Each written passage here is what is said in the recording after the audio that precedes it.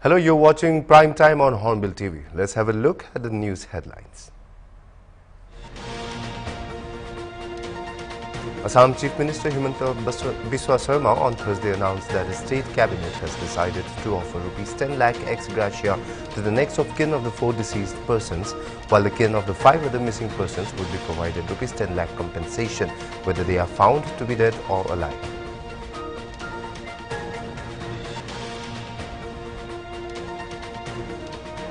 Manipur Chief Minister Biren Singh on Thursday said that economic revival mission has started in the state and the planning department through some NGOs and is successfully being implemented in various parts of the state.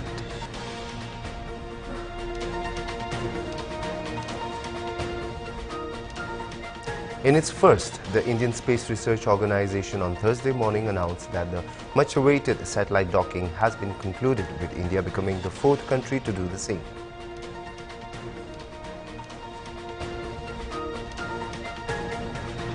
US President Joe Biden on January 15th announced the successful negotiation of a ceasefire and hostage deal between Israel and Hamas, ending over 15 months of conflict.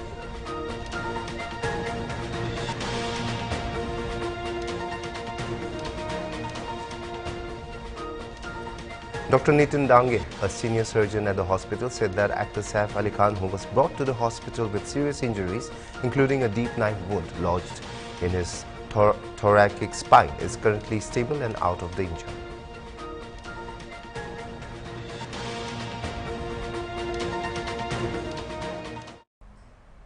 Let's have a look at the news in detail. The Assam cabinet has made significant decisions in regard to the Umrangso mine tragedy, where 9 miners were trapped and 4 bodies were recovered, while 5 remain untraced. Assam Chief Minister Himanta Biswa Sarma on Thursday announced that the state cabinet has decided to offer Rs 10 lakh ex gratia to the next of kin of the 4 deceased people, while the kin of the 5 other missing people would be provided Rs 10 lakh compensation, whether they are found to be dead or alive.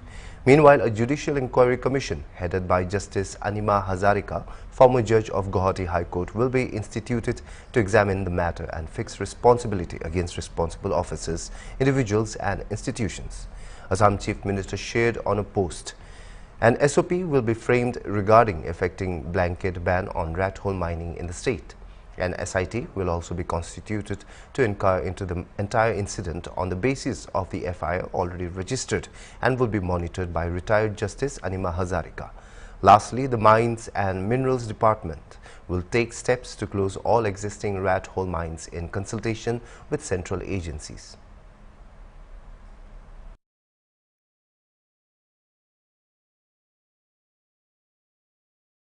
Violence-affected northeastern state of India has started economic revival mission, informed Chief Minister N. Biren Singh on Thursday.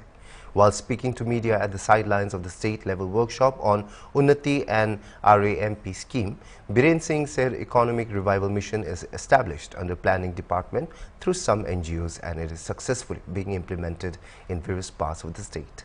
The embattled Chief Minister said volunteers have been sent to give training to the general public.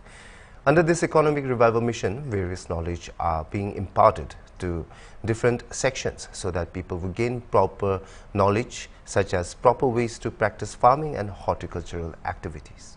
Commenting on suspected drone bombing related activities in some Imphal West district area 2 days back, Biren Singh said the incident was unfortunate.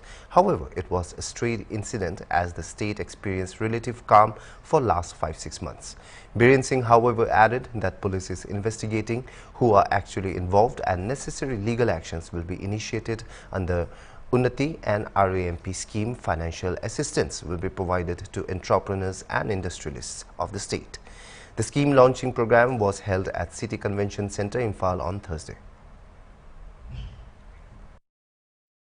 Under the economic revival scheme, you have sent many women volunteers to revive the state economy. What are the things that you are taking up this? No, economy revival mission is established under the planning department through some NGOs and is successfully implementing in various parts of the state. They are giving training to the general public for making of various kind of, even how to plant how to plant potatoes, how to plant varieties of fruits, how to marketings, and how to plant mushroom. That kind of various items in the trainings are providing through this special Chief Minister Economic Revival Scheme. Thank you, Damo. Drugs worth over rupees 156 crore were destroyed in Sribhumi today. The drugs destruction program was held in a brick kiln in Sharif Nagar of the district. The illegal drugs were seized from different parts of the district at different times during the past 1 year. In 2024, the highest amount of addictive codeine phosphate type cough syrup in the state was seized in Sribhumi district. The destruction of drugs included 14,307 kilograms of heroin, 15 lakhs 910 kilograms of yaba tablets, 61 lakhs 55,755 kilograms of cannabis ganja, 2,83,226 bottles of cough syrup and 51,518 other tablets and capsules. The drugs destroyed today are valued at heroin worth rupees 28 crore 61 lakh 40,000, yaba worth rupees 75 crore 4 lakh 55,000, cannabis worth rupees 30 crore 87,750, cough syrup worth rupees 19 crores 82,200 and capsules and tablets worth rupees 2 crores 57,059,000 rupees. The total figure stands at 156,83,9950 crores. That is an astounding amount of more than 1,000 crores. The burning ceremony was attended by the DIG of South Assam Region, Sribhumi District Commissioner, Superintendent of Police, BSF officers and members of the Drug Disposal Committee. Since last few months, Assam Police launched a massive drive against drugs. With the slogan of War Against Drugs, Sribhumi Police also seized large quantities of drugs, ganja and cough syrup in various parts of the district at various times. Of dedication and hard work law enforcement agencies, especially police, has put in to achieve the dream of drugs-free Assam. Although we are far from achieving that dream, but still it certainly is a step in the right direction. As SP has already pointed out that the seizure has increased many folds and the next challenge is conviction. So as the team, Sribhumi district is on it, and I believe the conviction rate will also go up in coming days. And I congratulate team Sribhumi police for such a remarkable achievement, and I wish them all the luck for their further endeavors. Thank you. I have seen the drugs disposal in every year in Sribhumi district, and I must congratulate SP Sribhumi and his officers for seizure of huge numbers of drugs in the last few months and years. And particularly, SP has already mentioned, 196 people have been arrested. They have been forwarded to the judicial custody. I will like to request all the stakeholders to take needful action so that conviction part, maximum of conviction can be done in the coming days, and the seizure of property of the drug peddlers.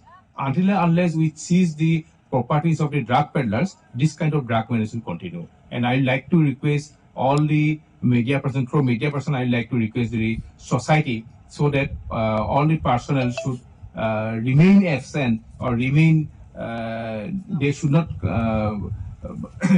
go for this kind of drug kind of thing, and they should not come and they should not favor these drugs kind of things in coming days. Since Sribhumi district lies in a central point very close to Golden Triangle, which is also known as Death Triangle, so this district is always used as a corridor for transportation of drugs, and the team efforts which have been made in last 3 to 4 years has been very good. And now the coming challenges are for the conviction of the cases which are the trials are going in the court, and how these people can be put using the provisions of the NDPS like PIT NDPS and 68F of 68F property freezer of. So there are some of the challenges which I want to highlight. One is the precursor drugs. So for making drugs, we need some raw materials, precursors. So these drugs are transported from India to Myanmar, and then final products comes from Myanmar. Then the modus operandi, which is changing every day, so it becomes very difficult for the law enforcement agency, very challenging. We'll be right back after a short break.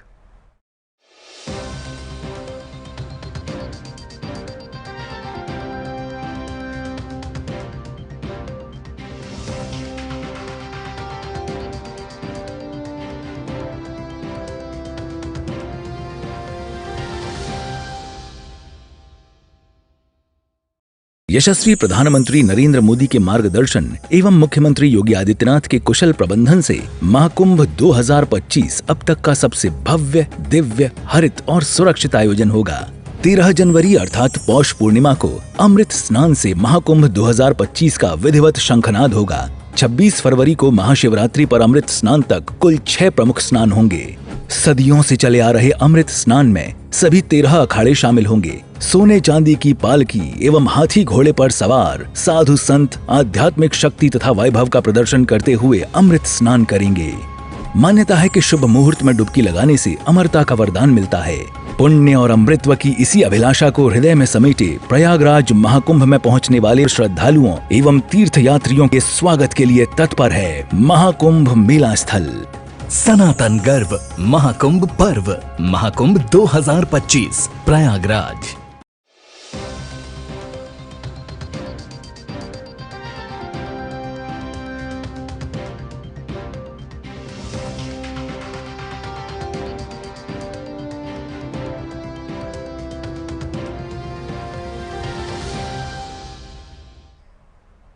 Welcome back after the break. Let's continue with the news.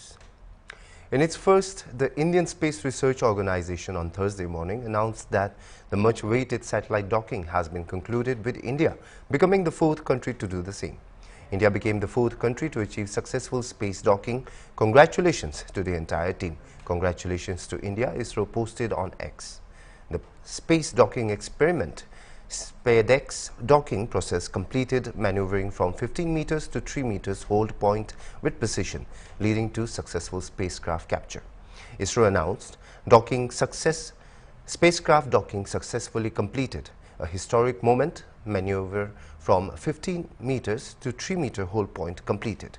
Docking was initiated with precision, leading to successful spacecraft capture.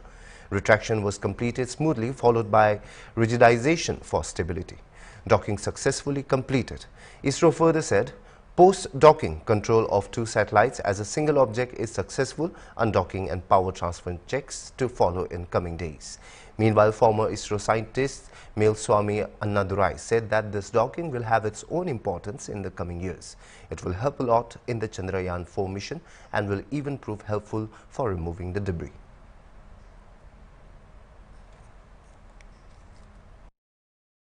Useful, definitely. I'm really happy. I congratulate the entire team which made this to happen, so that even beyond ISRO, the whole India is now really feeling really happy, because not only we landed on the moon and gone to the Mars, now we are shown in the space. We can do satellites, are 2 small satellites docking together. It's something great work the people have done. I congratulate the whole team, and definitely this docking will have its own thing in the coming years. Chandrayaan-4 itself, this requirement is there. I think this will help a lot more. And beyond that, even for the space station comes, you need the docking is called for. Repairing the satellites, anything is called for. You have to make the docking is called for. Even to remove the debris, I think we have to catch the satellite which is dead and we have to throw it out. So like that, I think a lot of opportunities is coming. So Indian space program is now second to none.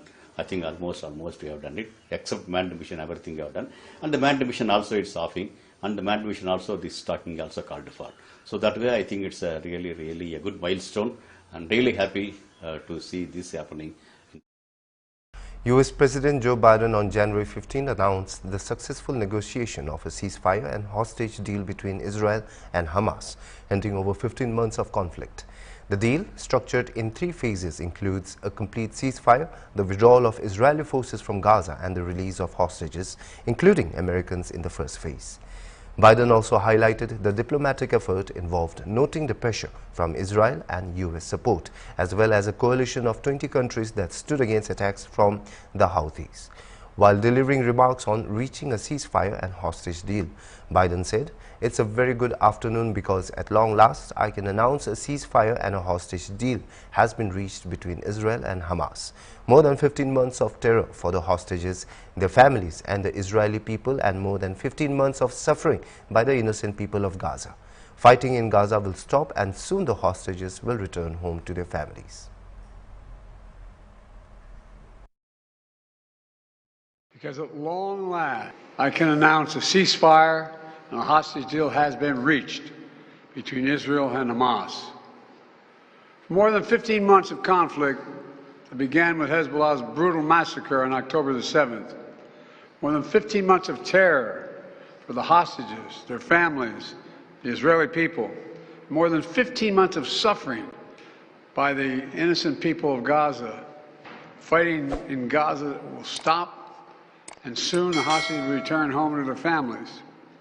The elements of this deal were what I laid out in detail this past May, which was embraced by countries around the world and endorsed overwhelmingly by the UN Security Council. The deal is structured in 3 phases. Phase 1 will last 6 weeks. It includes a full and complete ceasefire, withdrawal of Israeli forces from all the populated areas of Gaza, and the release of a number of hostages held by Hamas, including women and elderly and the wounded. And I'm proud to say Americans will be part of that hostage release in Phase 1 as well. And the Vice President and I cannot wait to welcome them home. In exchange, Israel released hundreds of Palestinian prisoners. And during Phase 1, the Palestinians can also return to their neighborhoods in all the areas of Gaza. You know, during the next 6 weeks, Israel will negotiate the necessary arrangements to get Phase 2, which is a permanent end of the war. Let me say it again, a permanent end of the war. There are a number of details to negotiate to move from Phase 1 to Phase 2, but the plan says if negotiations take longer than 6 weeks, the ceasefire will continue as long as the negotiations continue. Then Hezbollah, another of Hamas's strongest backers, was significantly weakened on the battlefield, and its leadership was destroyed. With our support, Israel negotiated a ceasefire with them, and after that, Lebanon finally elected a new president who's not beholden to Hezbollah, and he can begin a new chapter for the Lebanese people. I'd also note this deal was developed and negotiated under my administration, but its terms will be implemented, for the most part, by the next administration. In these past few days, we've been speaking as one team. This has been time of real turmoil in the Middle East. But as I prepare to leave office, our friends are strong, our enemies are weak, and there's a genuine opportunities for a new future. An intruder attacked Saif Ali Khan during a suspected burglary at his Mumbai home and is now undergoing surgery at Lilavati Hospital. The incident, which occurred around 2:30 a.m. while Khan was asleep with family. According to Dixit Gena, DCP Zone 9 of the Mumbai Police, the suspects used a fire escape staircase to unlawfully gain entry into the actor's house, located in the upscale Bandra area. He confirmed that the police have registered a case at Bandra police station and the investigation is ongoing.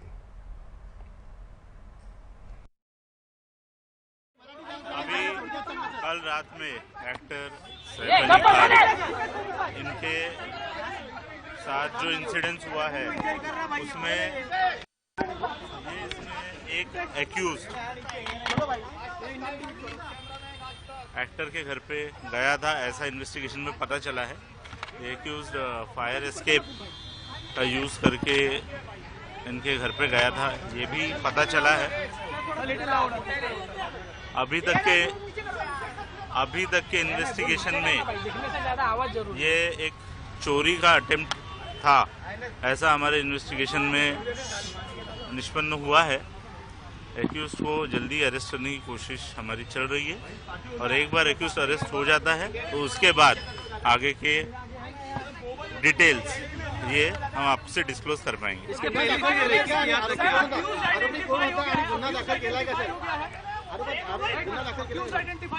एक accused identify हो चुका है, उसने staircase का use किया था, ये पता चला है। उस एक्यूज को अरेस्ट करने के लिए टीम्स फील्ड पर है।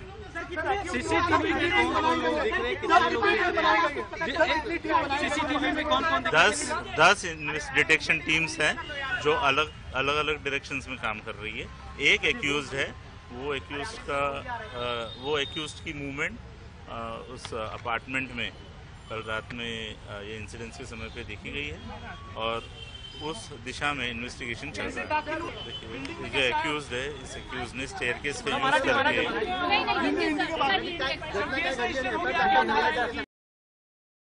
Meanwhile, Dr. Nitin Dange, a senior surgeon at the hospital, provided an official statement on the actor's condition. According to Dr. Dange, Saif Ali Khan was brought into the emergency room at around 2 a.m. with serious injuries, including a deep knife wound lodged into his thoracic spine. A delicate surgery was performed to safely remove the knife and repair the damage. Despite the severity of his injuries, Dr. Dange reassured the public that Saif Ali Khan is currently stable and out of danger. Ali Khan was admitted in the morning at 2 a.m. at Leelavati Hospital with alleged history of assault by some unknown person.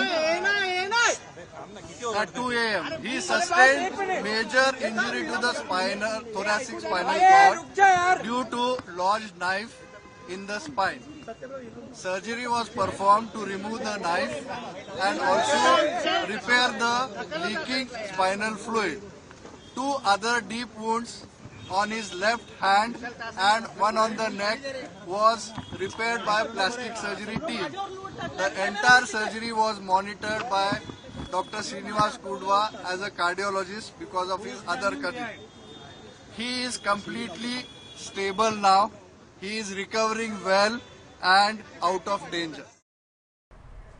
That is all we have for now. For more news and the latest updates, keep watching Hornbill TV.